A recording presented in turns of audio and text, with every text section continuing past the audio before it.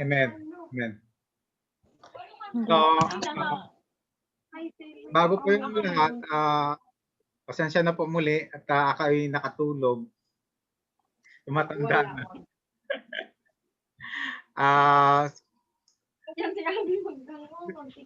Ano po, sa gabi pong ito ay kung bago tayo mag-umpisa sa ating topic ay nais ko pong magtanong muna sa atin, mag-mute lang po pag gusto niyo yung nakaraan natin na pag-aaral tungkol po yung sino po si Jesucristo. Mayroon bang katanungan po sa atin? Mayroong paglilinaw?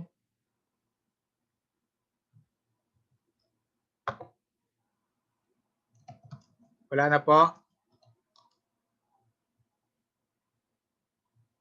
Sige, pag wala po at tayo ay dadako sa sunod natin na topic, yung sino ang banal na espiritu. Mag-share lang po ako ng aking slide. Muli welcome po yung lahat na tanong mamaya kung may nais itanong. Sige po. Ayan, nakita na ba yung nakita na ba yung slide? Okay. So ang natin, yung topic natin na sa gabi ito, yung sino ang banal na espiritu. Maalala natin na yung nakarang topic natin ay yung sa series natin ay sino ang Diyos. Ang pangalawa naman ay sino si Jesucristo. Ngayon, pangatlo ay ang tatalakayan natin ay yung topic na sino po yung banal na espiritu. So, sige po, Ate Kat, pakibasa lang po yung sa introduction.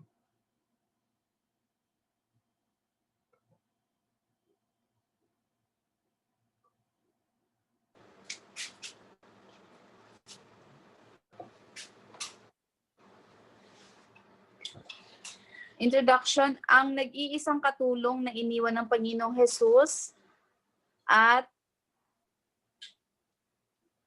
ipinangako ng Ama sa kanyang mga anak, tayo mga Kristiyano, ay ang banal na espiritu. Bagaman at ang Panginoong Hesus ang nagbayad para sa ating kaligtasan, ito ay maipapamuhay lamang sa pamamagitan ng kapangyarihan ng banal na espiritu. Dahil dito, sinabi ng Panginoon, ngunit dapat ninyong malaman ang katotohanan, ang pag-alis ko'y sa ikabubuti ninyo, sapagkat hindi paparito ang patnubay kung hindi ako aalis. Ngunit kung umalis ako, susuguin ko siya sa inyo. Pagdating niya ay kanyang patutunayan sa mga tao sa sanlibutan na mali ang pagkakakilala nila sa kasalanan. At ipakikilala kung ano ang matuwid at kung ano ang kahatulan niya. John 16:7 and 8.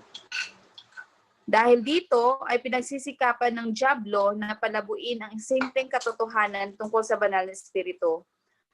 Ang bunga nito ay maraming mga iglesia ang hindi masyadong nagtuturo tungkol sa kanya at kanyang ministeryo, at maraming mga Kristiyano ang hindi naranasan at tagumpayan ng mamuhay sa kapangyarihan ng banal na espiritu.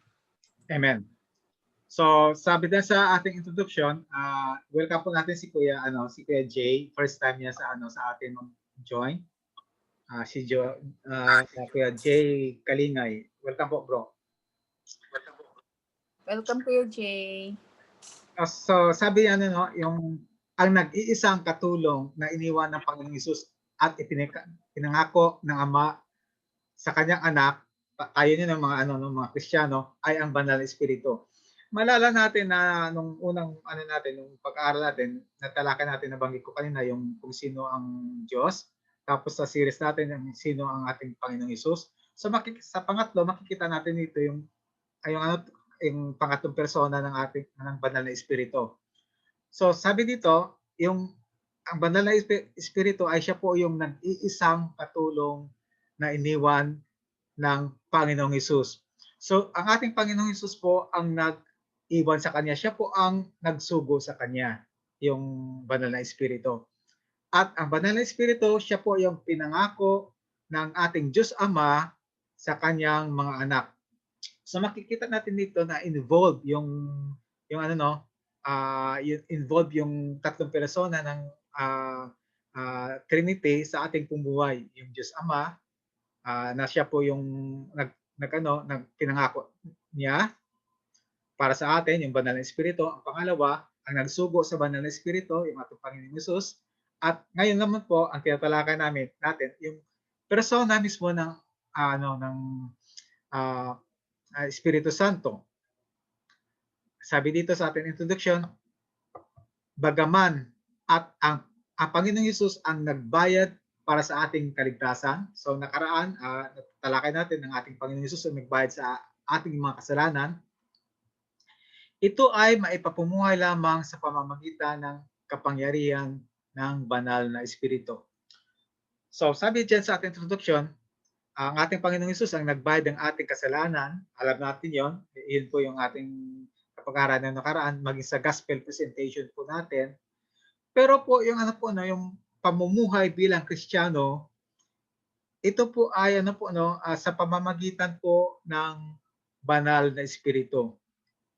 Kaya po sa isang Kristiyano, kung tayo po inaari natin na tayo po ay isang Kristiyano, wala pong Kristiyano na magkakaroon ng makapangyarihang buhay bilang isang Kristiyano kung hindi po siya tinutulungan po ng banal na Espiritu. Kaya po napaka-importante po ng role ng banal na Espiritu sa buhay po Kristiyano.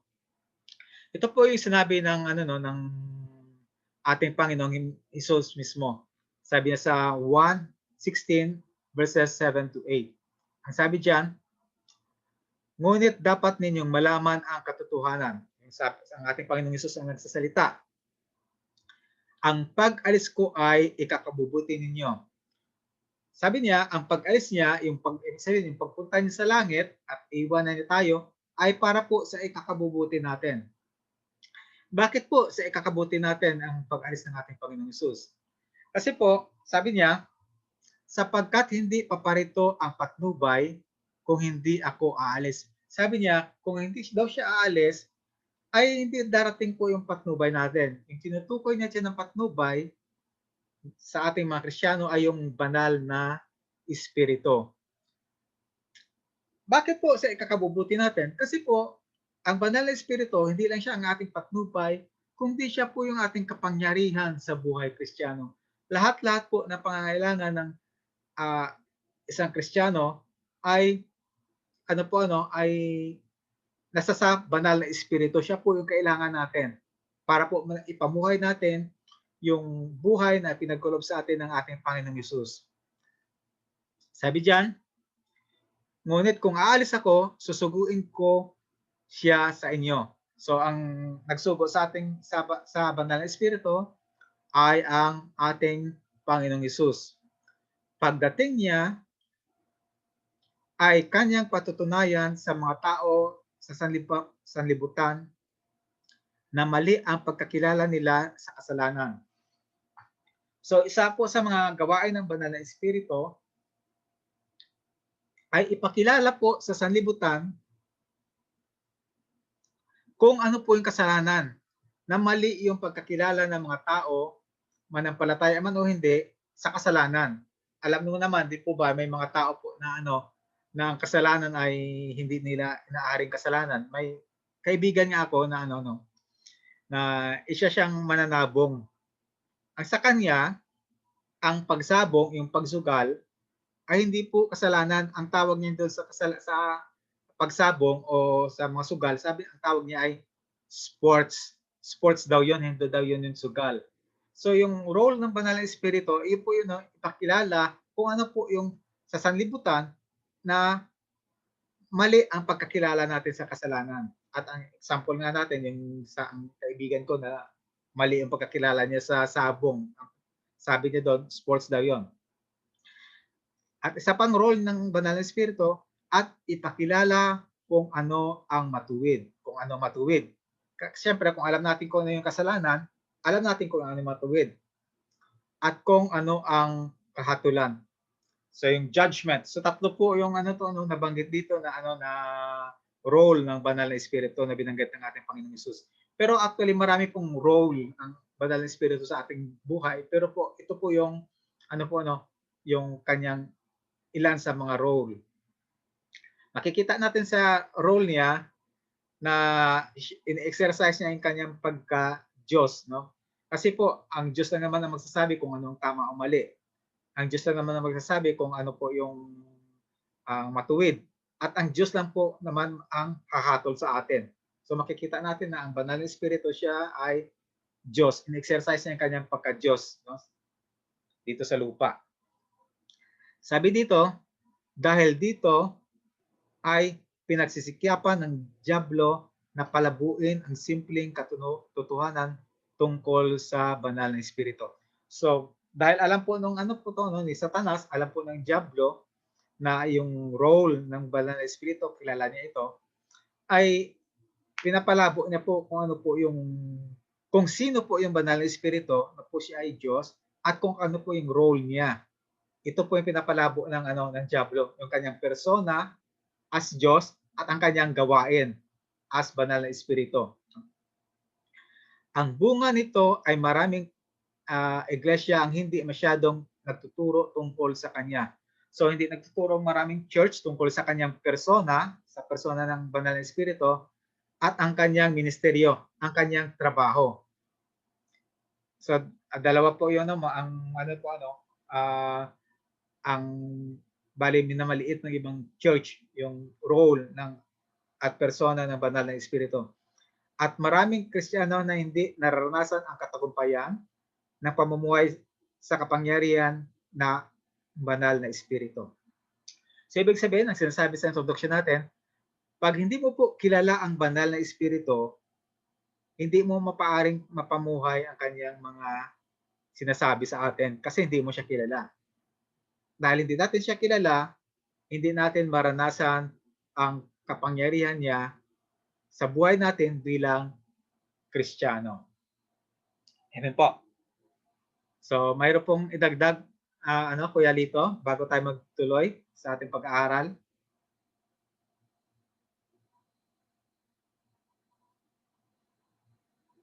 Ate Kat, walang idadagdag po. Kuya Lito, nakamute ka, Kuya Lito? Wala, Kuya. Okay naman po. Mga kapatid, Kuya Ate Mimi, Ate Gina, walang tanong muna sa introduction natin. Kuya, may dadagdag lang po ako ng konti po. Sige po. Ibig sabihin, Kuya, mas maganda, mas mabuti yung pag-aaral natin ngayon kasi una-una, kung hindi natin alam at kilala ang Santong Espiritu ay hindi natin siya mararanasan o hindi natin siya magiging hindi siya makakatulong sa atin. So, yun lang po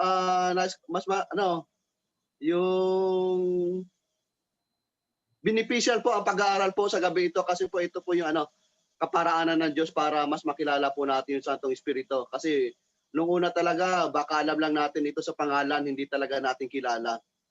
Yun lang po, Kuya. Kaya patuloy po tayo sa pag-aaral. Amen po. Isa po sa mga kahit po sa ganitong pag-aaral, sa ganitong Bible study, yung umaasa pa po tayo sa kapangyarihan po ng banal na espiritu, yung ituturo niya sa atin, hindi po sa ating sariling isipan, sa sariling galing, ganon. So, umaasa po tayo sa kanya, sa kanyang kapahayagan, sa pagtuturo sa atin kasi dahil po yung Bible naman po ay salita ng Diyos, siya po yung magpapaliwanag nito, yung banal na espiritu. Sige po, sa pagpapatuloy pa. So, ang tanong sino ang banal na espiritu? Sa ating pag-aral, kikilanin muna natin ang persona ng banal na espiritu. Although marami pong paraan para makilala yung banal na espiritu. Pero sa ating pag-aaral, may tatlo po tayong punto na pag-aaralan kung sino ang persona ng banal na espiritu. At sa next week po, at by the grace of God, pag-aralan natin po kanyang mga gawain. So, ang tanong sino ang banal na espiritu? Malinaw ang Biblia sa kanyang kasagutan sa tanong na ito. Una, ang banal na espiritu ay Diyos. Yan. So, tayo po ay naniniwala na yung sa Trinity ay yung God the Father, God the Son, at God the Holy Spirit. So, yung banal na espiritu ay siya po yung ikatatlong persona sa Trinidad. So, sabi dito sa ating text sa 1 Corinthians 12, 4-6, iba't ibang kaloob, ngunit iisa lamang ang espiritong nagkakaloob nito. So, iba't ibang kaloob daw, ibig sabihin iba't ibang gift. Ang gift po ay po ito yung ginagamit natin sa sa pagsisilbi sa Kanya. Halimbawa po, sa akin example lang ay yung example lang to, yung gift sa pagtuturo, example lang yon. Iba na yung gift sa pag-preach. Iba naman gift sa pag kung ikaw ay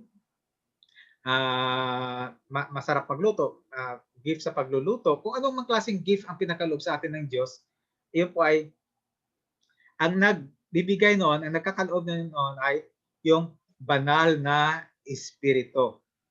Lahat po ng gift ng isang Kristiyano ay ang Espiritu Santo po yung ang mayroong nagbibigay noon. Kaya po walang isang Kristiyano po na walang gift na pinagkaloob po ang Espiritu Santo. Lahat po tayo mayroong gift. Iba't ibang paraan ng paglilingkod, and po iba't ibang paraan ng paglilingkod, ngunit iisa lamang ang Panginoon na pinaglilingkuran. So ang pinaglilingkuran natin sa pamamagitan po ng gift na pinagkaloob ng Banal na Espiritu, ang Panginoong ito ay tinutukoy nito ay ang ating Panginoong Hesus. So, ang ating Panginoong Hesus na nagligtas sa atin ay sinugo niya yung Banal na Espiritu at siya po ang magde-dispense ng gift na yon, yung mga kaloob, upang po pagsilbihan ang ang ating Panginoong Hesus.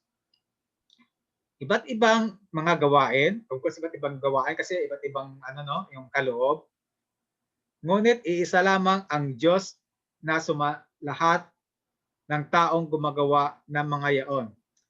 Sabi dito, iba't ibang mga gawain, ngunit iisa lamang ang Diyos. Ibig sabihin, ang tinutukoy nito ay yung Diyos Ama.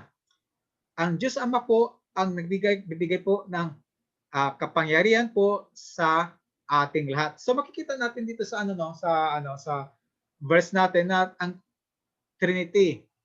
Unang-una, yung Espiritu Santo na nagbibigay ng gift na sinugod ng ating Panginoong Hesus. Ang pangalawa, ang pinaglilingkuran natin, ang ating Panginoong Hesus, na siya po ang nagsugod sa Banal na Espiritu. At ang pangatlo, yun po yung Diyos Ama nagbibigay po ng kapangyarihan po sa atin.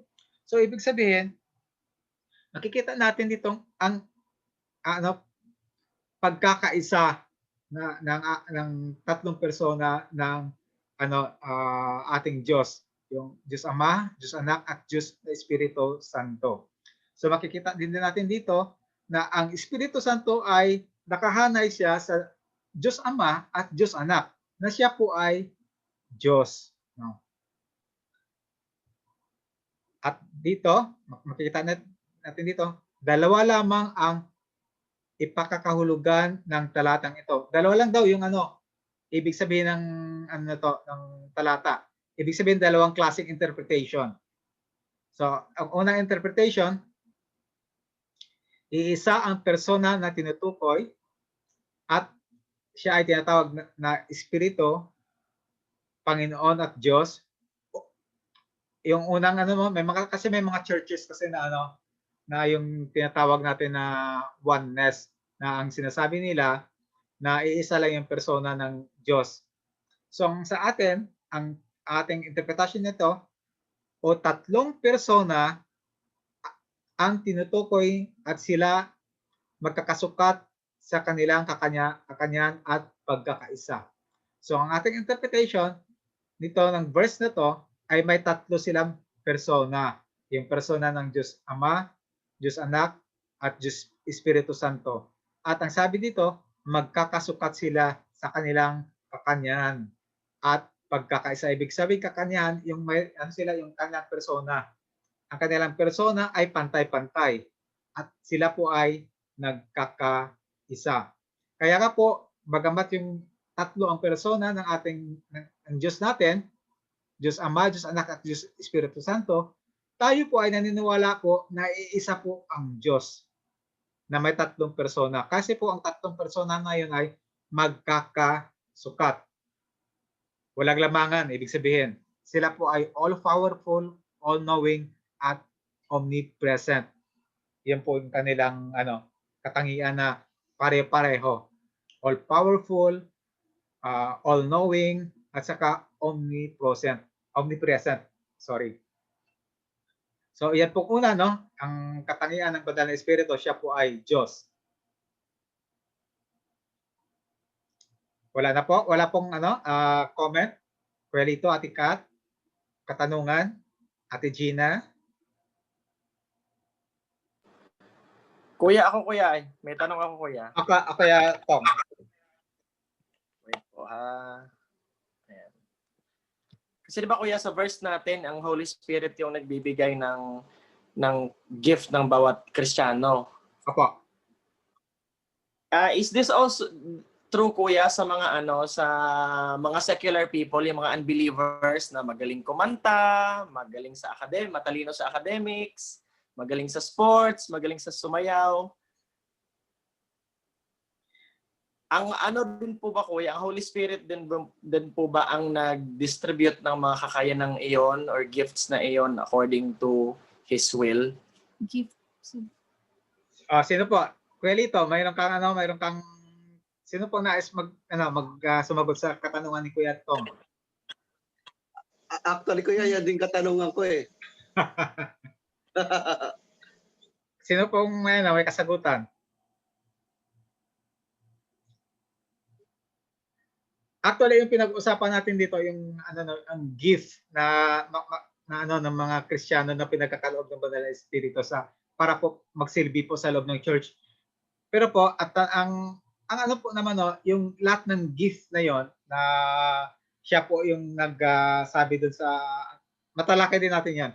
Pero sa katanungan ni Kuya Tong, lahat po ng gift na yon, makikita natin na nagkakaisa po ang persona ng Diyos Ama, Diyos Anak at Diyos Espiritu Santo sa pagbibigay ng gift yon. Ibig sabihin, dahil po isa po yung Diyos natin po yung taga-dispense ng gift natin, ang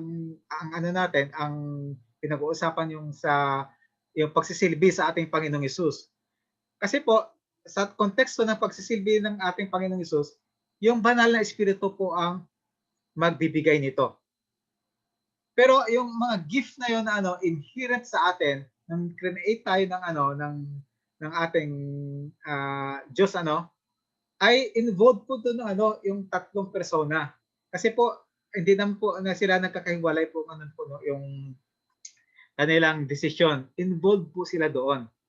Yung Diyos Ama, Diyos Anak at Diyos Espiritu Santo, kung ano man po yung gift natin. Halimbawa, kung ikaw ay magaling sumayaw, kung ikaw ay magaling kumanta, involved po sila doon sa pagbigay po ng gift na yon. Pero po yung pagdi-dispense ng gift para po pagsilbihan po ang ating Panginoong Hesus, yung ang involved po doon ay yung banal na espiritu. Kasi po ang ating ang konteksto po nito, ang sabi dito, iisa lamang ang Panginoong pinaglilingkuran. Kasi po hindi naman po maaari po maglingkod yung mga taong wala kay Kristo. Ayan po. Ang pinaglilingkuran ng mga taong wala kay Kristo, yung kanilang mga sarili lang, kanilang mga family, but hindi po yung ating Panginoong Hesus. So, sa konteksto ng ating pinag-aaralan, ang nag-dispense ng gift para po doon sa church, yung sa mga Kristiyano, ay yung banal na espiritu. Siya po yung nag-dispense nun. Kaya po nabagit natin kanina, wala pong Kristiyano na wala pong gift na manggagaling po sa banal na espiritu. Pero yung general na grace na pinagkakalob sa atin, kasama po yun eh. Halimbawa, general na grace, halimbawa, yung ulan, yung pag masipag ka ay makakakain ka, ang araw, ang buwan, ito ay mga general grace. Ang pinakaloob mo sa atin mga talento ay kasama ito sa general grace. Yun. Kaya po involved po dito yung tatlong persona ng Diyos. Betong? So kasama po siya sa general na grace sa atin ng ating Panginoon Hesus. Ang although yung mga general grace na yon ay pwede nating later on, halimbawa yung pagsayaw, pagkanta, pwede nating gamitin, pwedeng ipagamit ng banal na espiritu sa paglilingkod sa ating Panginoong Hesus. But kaya di po ba may sa church mayroong matatalino pero hindi sila nabigyan ng pagkakataon na magturo. Ang kanilang gift iba. Halimbawa, dahil matalino sila, sinasabi natin, siguro magaling magturo. Pero hindi, doon makikita natin, matalino sila, pero ang gift nila ay hindi pagtuturo. Halimbawa, matalino ito, magaling ito mag-preach, okay ito mag-preach. Pero ang gift nila ay hindi po preaching. Iba po yung gift nila. Makikita natin sa loob ng church yun. May mga matatalino tayong kapatid, pero iba po ang pagkagamit sa kanila ng Diyos. Iba po yung pagdi-dispense sa kanila ng mas effective po sila sa ibang gawain. Kaya Tong, na-address ba yung tanong? Okay lang po kuya, tuloy na po. Apo.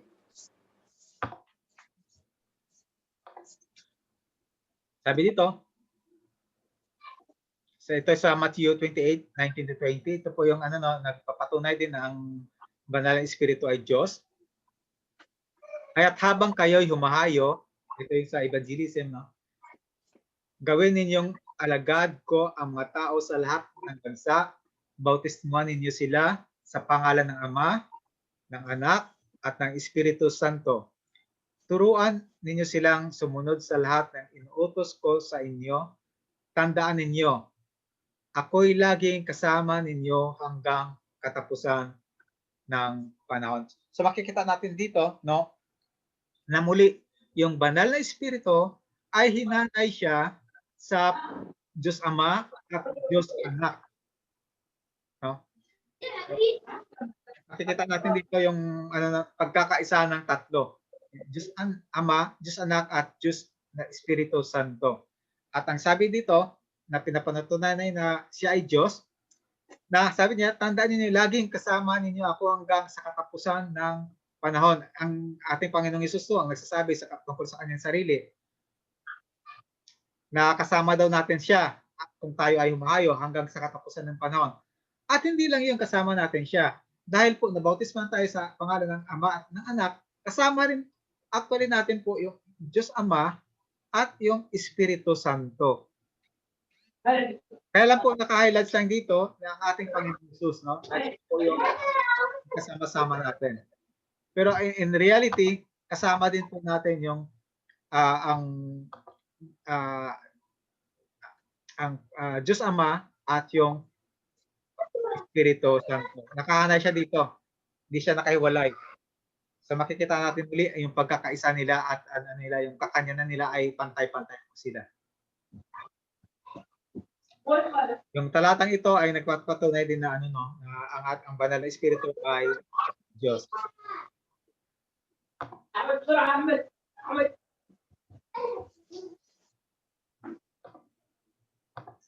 Mag-unmute lang po kung may tanong. At pangalawa po, sa kung sino ang banal na espiritu, ang banal na espiritu ay may isip at damdamin. So, marami pong mga tao, actually yung Pilipino, na naniwala, na sinasabi nila, ito po sinasabi ng kalimitan, especially yung mga taong naniniwala sa mga hula, yung napahula-hula, mga feng shui, kung ano-ano man yung na mga superstitious belief. Ang sinasabi dito, taliwas sa Kuya Lito, pakibasa Kuya Lito. Itong ating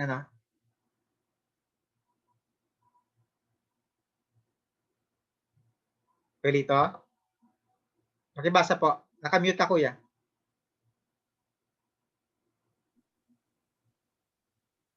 Taliwas sa pag-aakala ng marami na siya ay isang kapangyarihan o puwersa lamang ng Diyos, ang banal na espiritu ay isang persona, humihingi ng paggalang at pagsaalang-alang. Tuloy ko po, kuya? Sige, dyan lang po kuya. Okay.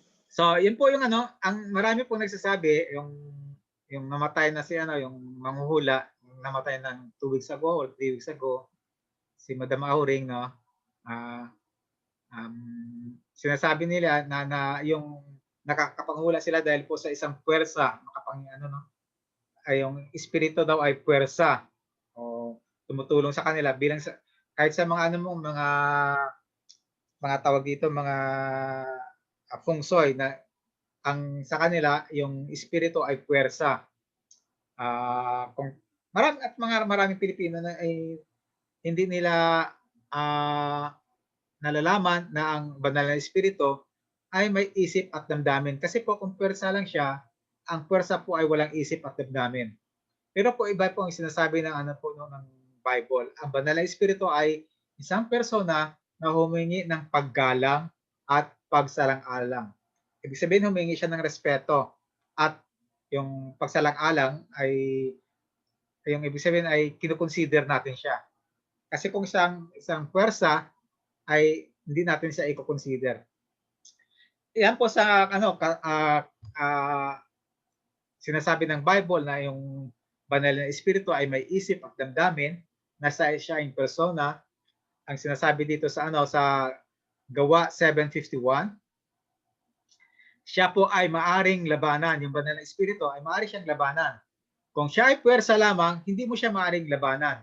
Sinasabi dito, napakatigdagas ng ulo ninyo, ayaw ninyong magbago ang inyong kalooban, ayaw ninyong dinggin ang katotohanan mula sa Diyos, kung ano ang ginagawa ng inyong mga ninuno, yun din ang ginagawa ninyo ngayon. Lumalaban kayong lagi sa Espiritu Santo. Yan, makikita natin dito na ang katigasan pala ng ulo, kung ano pong sinasabi ng Bible, tapos kinukontra natin, alam na natin yon, ang tawag doon ay katigasan ng ulo. Ibig sabihin, nilalabanan natin yung banal na espiritu. Kung tayo po ay isang Kristiyano, nananahan po sa atin yung banal na espiritu. Mamaya, makikita natin yon. At kung nananahan po sa atin ang banal na espiritu, siya po yung nagsasabi sa atin, sa introduction natin kanina, na kung ano yung tama at mali. No? Kung siya po ang nagsasabi sa atin kung anong tama at mali, in top of sa konsensya natin, kasi mayroon tayong konsensya, di po ba? Ang konsensya natin ay magsasabi din sa atin ng tama at mali.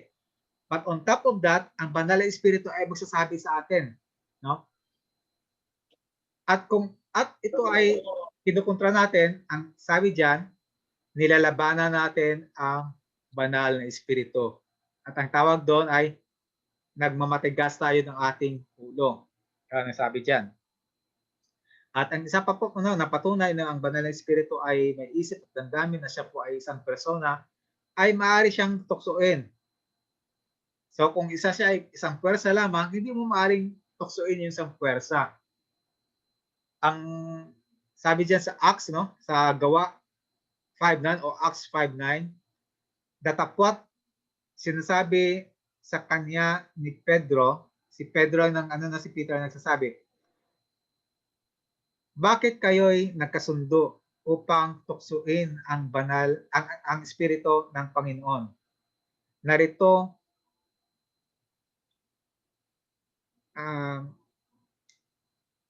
nga sa pintuan ang paa ng mga pag-isap. Sorry po, hindi ko makita. Ng pintuan ang mga paa ng mga nagsipaglibing sa inyong asawa.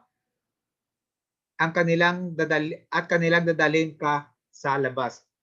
Ang kwento po nito, para po sa ikwento dala natin ay yung mag-asawang si Ananias at si Safira. Alam natin yung kwento. Sino bang pamilya sa kwento nito? O ikwento pa natin. Si kwento na lang natin. Si Ananias at Sapphira po, mayroon silang isang property na na ibebenta. At sabi nila, pag nabenta nila yung property nila, ang proceeds ng property, ang buong proceeds ng property ay ibibigay nila sa church. No? Hindi sinabi kung ito ay lupa o ano man, pero may property sila. Sabi nila ibibigay nila sa church. Tapos dumating po si si Ananias, yung asawang lalaki, tinanong niya siya ni Pedro, ito pa po ba ang pinagbentahan ng lahat ng inyong property? Sabi ni Ananias, opo. Pero actually, nagkasundo na po ang mag-asawa, si Ananias at Sapphira, na hindi nila ibibigay yung lahat po ng proceeds. Magsisinungaling po sila. Magtatabi sila ng para sa kanila at ang iba ay ibibigay sa church. So, nung kinausap si Pedro kung ito pa po yung lahat, sabi ni Ananias, opo, iyon na po yung lahat. Ang sabi na ng kwento, ayon sa kwento ni Peter, ba't ka nagsinungaling? Ba't mo tinukso yung banal na espiritu? Ibig sabihin nagsinungaling ka. Tines mo yung ibig sabihin ng tukso, tines mo yung banal na espiritu. Kasi po nung hindi pa nabenta ng property na yon, of course ang may-ari noon si Ananias at saka si Sapphira. Pero po nung sinabi nila po sa church na pagkaloob po nila lahat yung proceeds, promise nila yon, sinabi nila yon sa Diyos, bale na ang process ibibigay nila sa church. Pero although not kay Peter na sinagsabi at kinausap yon, ang totoo nun, although si Peter ang representative doon, ang pinagsasabihan nila na ibibigay nila yung process ay yung Diyos. Kaya nga po, nung dumating po si Sapphira, ito po yung tagpo na ganun din po yung sinabi niya.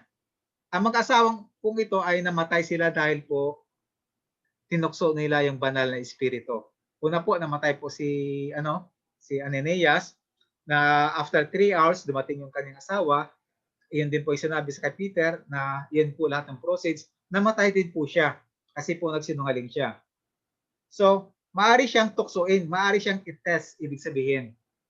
Ang tukso, ibig sabihin i-test. Parang tayo po ay tinetest tayo ng demonyo. Tinutukso tayo ng demonyo. Kaya po may kanta si Imelda Papin ba yun? O tukso, layuan mo ako. Di po ba? Pero actually, ang tukso po ay hindi lumalayo sa atin. No? Hindi po totoo yung kanta na yan. Ang natukso ay po, pwede mong utusan yung tukso na na lalayo sa atin. Hindi po mangyayari yon. Actually, ang tao po ang lumalapit sa tukso. So dito, makikita natin na maaari nating tuksoin yung banal na espiritu. Isa po sa na nagpapatunay na siya po ay isang persona. Another po na patunay na isang persona ang banal na espiritu ay pwede siyang dulutan ng bigati. Ate Mimi, pakibasa po.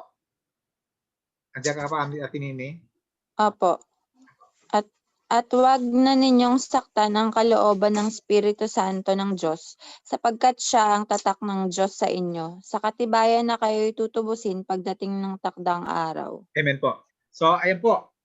Wag ninyong saktan ang kalooban ng Espiritu Santo. Ibig sabihin, kung tayo ay lumalaban sa Kanya, kung tayo ay nagkakasala, sinasaktan po natin yung kalooban ng banal na espiritu. Yan. So, sino pa bang pwedeng Ate Gina, pwede ka magbasa po? Opo. Sige po. Pakibasa po sa sunod. Sa Acts 5:3-4. Sige po. Datapwat sinabi ni Pedro, Aeneas, bakit pinuspos ni Satanas ang iyong puso upang magsinungaling sa Espiritu Santo at upang maglingid ng isang bahagi ng halaga ng lupa? Diretso natin. Act 5:4. Apo. Nang yaoy nanatili pa, hindi baga yaoy nanatiling iyong sarili at nang mapagbili na. Hindi baga nasa iyo ring kapangyarihan? Ano't inisip mo pa ang bagay na ito sa iyong puso? hindi ka nagsinungaling sa mga tao kundi sa Diyos. Amen. So ito po yung Amen. kinukwento natin kanina, kwento na dito sa Acts 5:9. Ito yung kwentong ito. Si Ananias, na yung asawa ni Sapphira, na pareho po silang nagsinungaling sa Espiritu Santo. Although yung kausap nila diyan ay si Peter, no? Pero ang si Peter po ay nagiging representante lang siya ng ating diyan ng Diyos na pinasinungalingan. So ibig sabihin, ayan, pwede ka magsinungaling sa banal na Espiritu Santo. At ang dito naman sa sa Matthew 12:31 to 32, maaari po siyang laitin yung banal na Espiritu. Sabi diyan, kaya't sinabi ko sa inyo, magpapatawad ang anumang kasalanan paglalapastangan, ngunit hindi papatawarin ang anumang paglalapastangan sa Espiritu. Yan. Yung paglalait, yung paglalapastangan sa Espiritu Santo ay hindi daw mapapatawad. Sino mang magsalita laban sa anak, sino mang magsalita daw laban sa anak, ibig sabihin sa ating Panginoong Hesus, sa anak ng tao ay papatawarin. Ngunit sino mang magsasalita laban sa Espiritu Santo ay hindi papatawarin, maging sa panahong ito at sa panahong darating.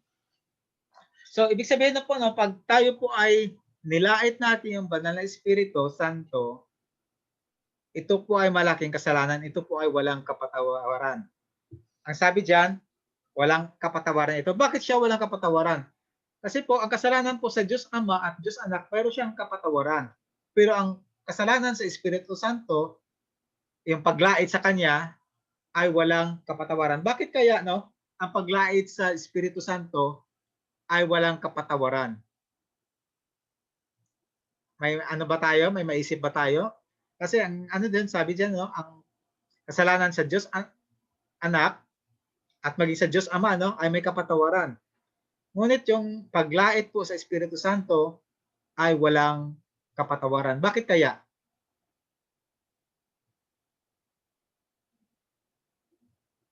Ate Kat, mayroon ka bang idea bakit po bakit walang kapatawaran po ang paglait sa Espiritu Santo?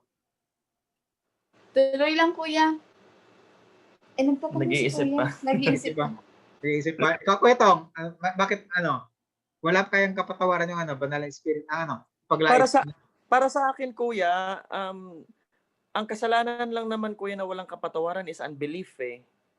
So, ito kasi nung binlaspheme kasi nila ang Holy Spirit, they didn't believe na ang ginagawa ng mga disciples is sa power ng Holy Spirit. Inattribute nila ito sa gawa ng demonyo. So it was unbelief during that time. And I still believe na today, this equates to unbelief.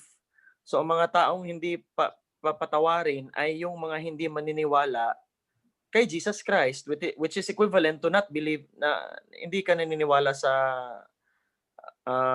which is equivalent to blasphemy of the Holy Spirit para sa akin. Amen. Kasi kung isipin natin, kuya, lahat naman ng kasalanan natin covered sa pag tumalima tayo kay Jesus Christ. Ang hindi lang naman, ang walang kapatawaran lang naman ay yung hindi ka naniwala. Amen. So, Kuya Lito, mayroon ka pong dagdag po sa sinabi ni Kuya Tong?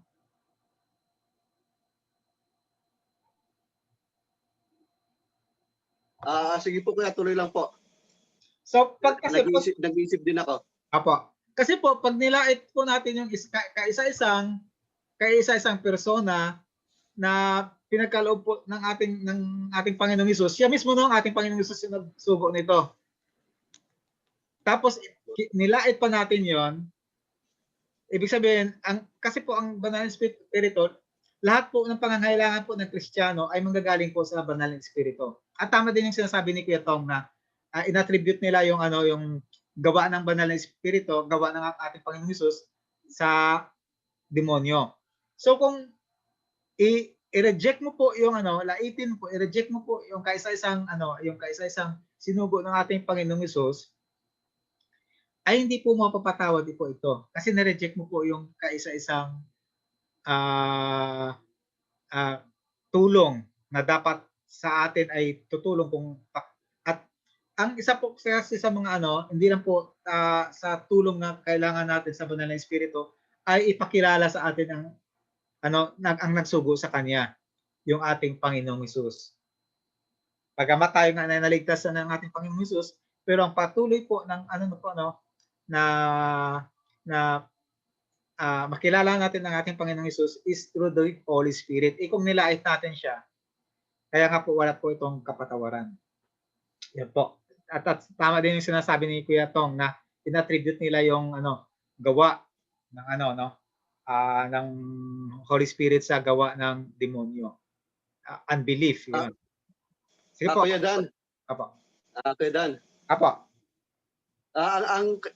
Hindi naman ako sigurado kanina sa sagot ko. Ang halos magkasing tunod lang po. Kasi ang naisip ko kanina is yung dahil di ba wala na po yung Panginoong Jesus at wala na din po yung wala na din yung Diyos Ama kundi nasa sa langit po sila. Gaya nga din sinabi mo, ang tanging kasama lang talaga natin ang na-provide sa atin na helper o comforter ay ang Santong Espiritu nga. Kung hindi mo nga ito kilalanin, lalo na kung lalaitin mo, sino pang magbibigay sa atin ng kapaliwanagan o kapayagan patungkol sa Diyos? Wala na. Kaya tunay nga na malaking kasalanan yung panlait, pag-alipusta o hindi pagkilala sa Santong Espiritu. At ito po ay walang kapatawaran. Yan din po yung sana kasagutan ko, kaya lang hindi ako sigurado, kaya hindi na muna ako nag-share. Sige po. Kuya Dan. Sige po. Kuya Tong. Sige. Ang naisip ko kasi, Kuya, if it's possible for a Christian to sin na walang kapatawaran, parang Kuya, imposible naman na a Christian will get to heaven with a sin na walang kapatawaran. So, parang in conflict siya with the fact na lahat ng kasalanan natin ay pinatawad na because of Jesus Christ. Apo. So, I believe lang talaga na nangyayari ang blasphemy of the Holy Spirit sa unbeliever, which is equivalent to, yun nga, unbelief. Di ba, Kuya? Kasi kung posible, Kuya, kung posible kasi, Kuya, if it's possible for a Christian na magkasala ng ganito, which is unforgivable, what does it say sa truth na lahat ng kasalanan natin ay napatawad because of what Christ has done on the cross? Apo. So, yun po yung yung isa sa interpretation na na ang sinasabi ni Kuya Tong na yung isang Kristiyano po ay hindi niya po maaring magkaroon po siya ng kasalanan sa banal na espiritu na laitin niya. Yun po yung sinasabi mo, Kuya Tong? Amen po. Opo, Kuya. Apo. Actually, yun po yung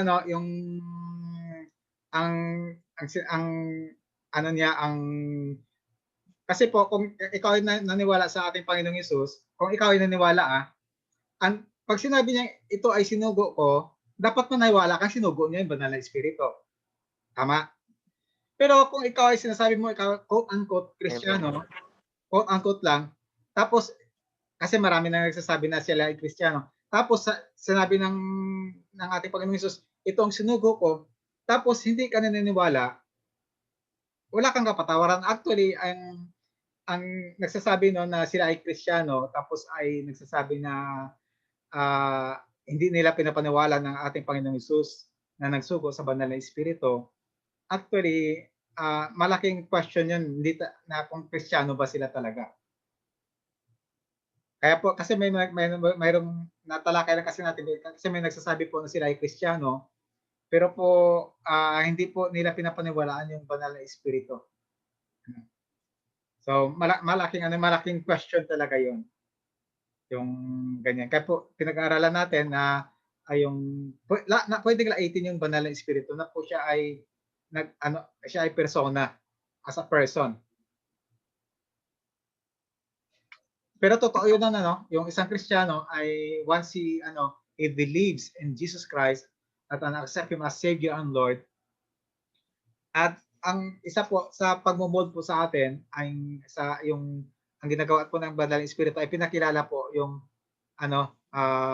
mas malalim yung nagligtas sa atin, yung ating Panginoong Hesus. Kaya po dapat natin siya paniwalaan. Ang sinasabi natin kanina, yung quote-unquote lang Christians na nilalait yung banal na espiritu. Sige po, magandang point yun, Kuya Tong.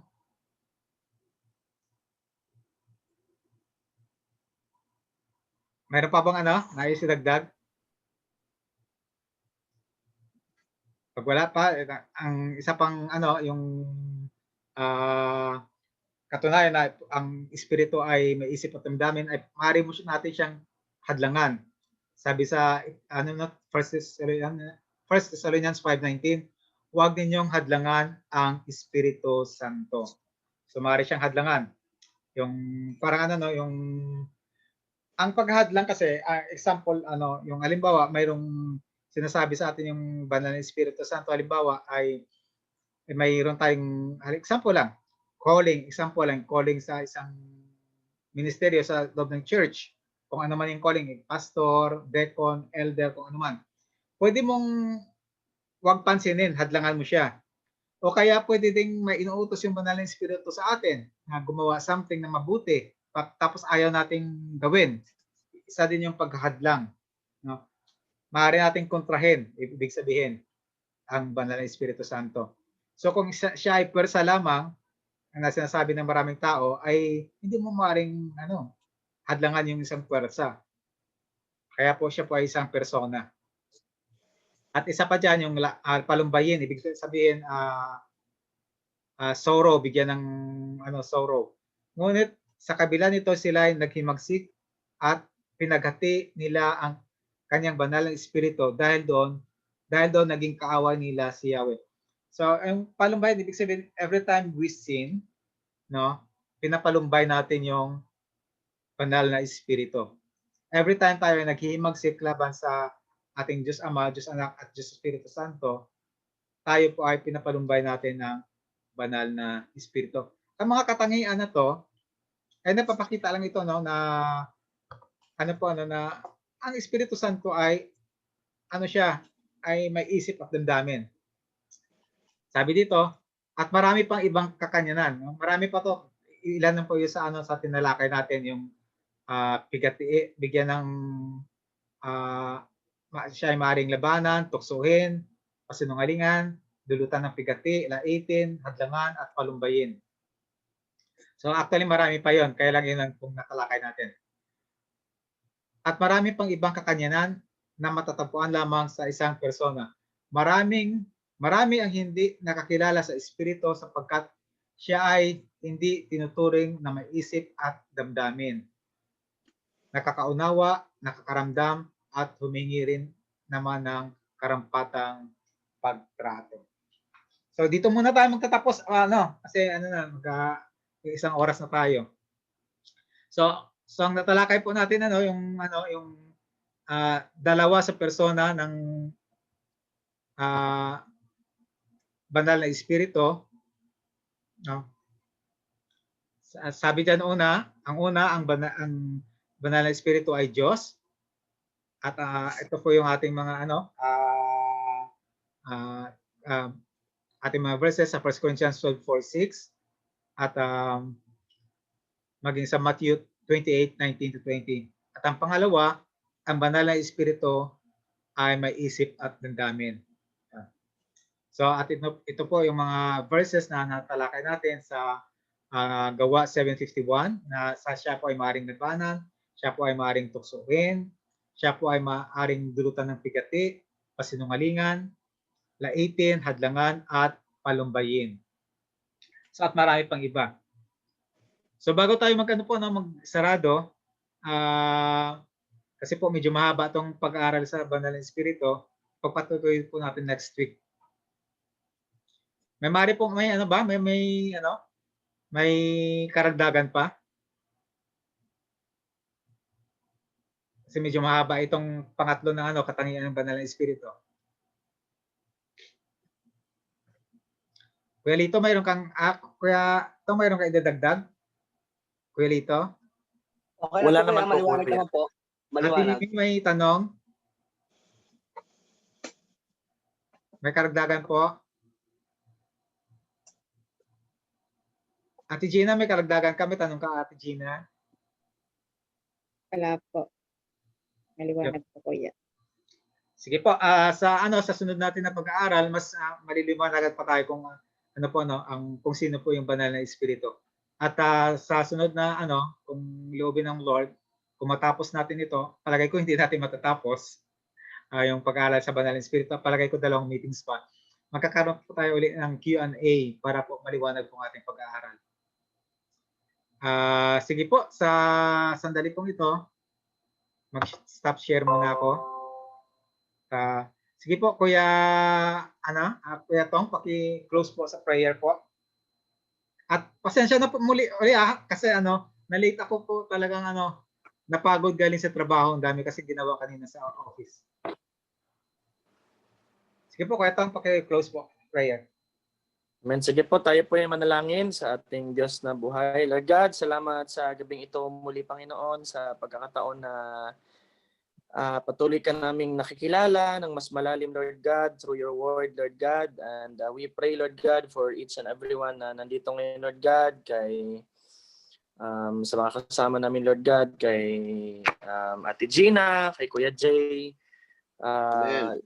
Lord, ikaw po ang patuloy, Lord God, na magbukas ng isipan ng bawat isa, Lord God, at by your Holy Spirit, Lord God, that we may understand the things, Lord God, about you, Panginoon. Panginoon, there might be things, Lord God, na mahirap po maintindihan namin sa unang pagkakataon, ngunit ikaw po ang inaasahan namin, Lord God, na magturo sa amin, magpaintindi sa amin, Lord God, na mga deeper things about you, Lord God. Hindi namin ito kakayanin, Lord God, sa sarili naming dunong. We ask for your Holy Spirit to continue to give us wisdom, Lord God, na ma-digest namin ng aming mga inaaral, and may nawa, Lord God, i-guide mo ang aming mga tagapagturo na maging simple at payak lagi ang aming mga pag-aaral upang madali po namin maintindihan, Lord God, ang mga bagay na ito, Lord God. Salamat, Panginoon, sa habag at awa mo, Lord God, na binigay mo sa amin. Nagkaloob mo sa amin ngayon, Lord God, na ikaw ay nagpapakilala sa amin.